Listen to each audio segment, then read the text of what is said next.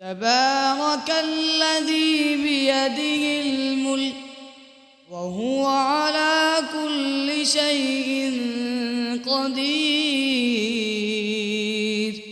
الذي خلق الموت والحياة ليبلوكم أيكم أحسن عملا وهو العزيز الغفور الذي خلق 7 سماوات طباقا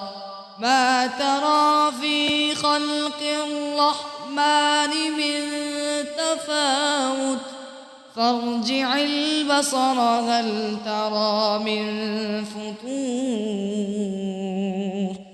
ثم ارجع البصر كرتين ينقلب إليك البصر خاسئا وهو حسير ولقد زينا السماء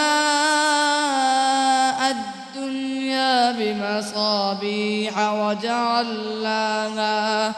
وجعلناها رجوما للشياطين وأعتدنا لهم عذاب السعير